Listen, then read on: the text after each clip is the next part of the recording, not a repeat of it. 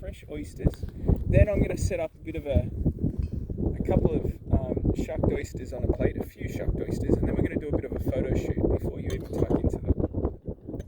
I think you even have glass. Of course. It's my Mary Poppins bag, I call it.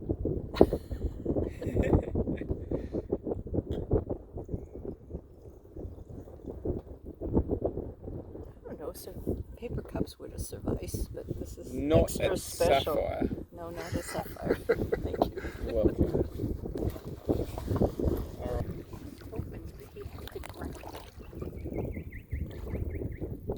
These are about as fresh as you get.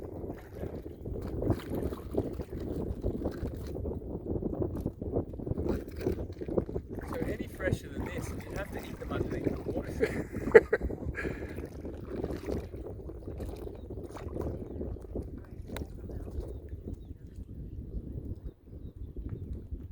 Okay.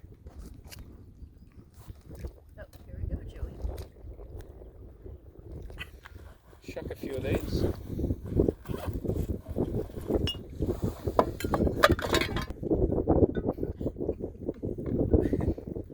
You must like to cook. I do like to cook.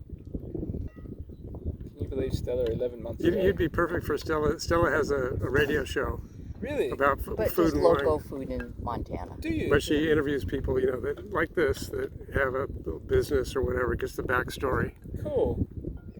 I love radio. I just did an interview for the ABC actually. You would have been perfect for that. Thank you.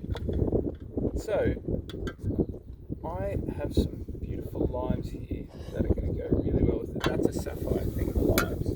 I'm going to shuck a few.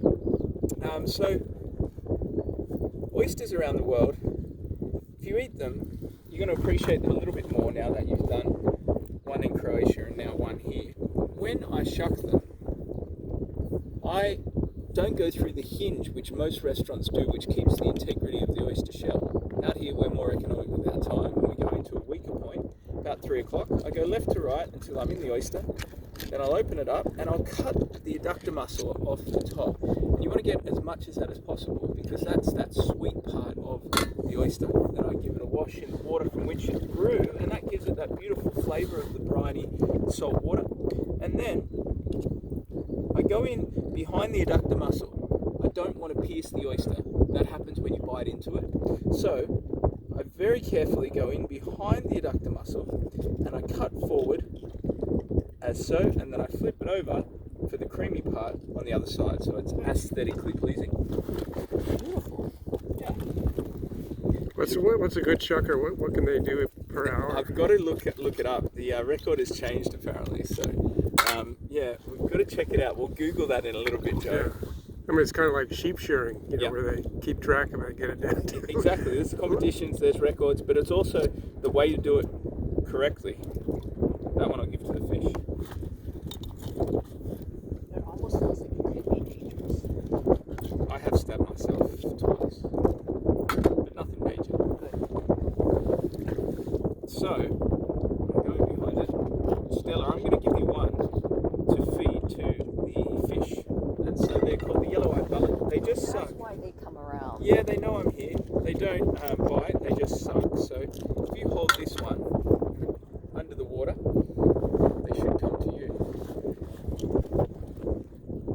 Just hold it there under the water, and maybe closer to the table. What are they? Oh, mullets. They come in. Yes, they're in. They don't know what. There we go. Come on, you can get it.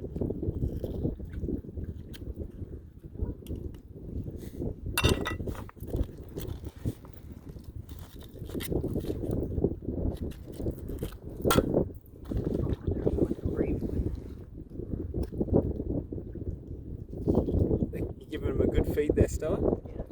Good on you. They're actually somewhat. They're not going straight in. Uh-huh.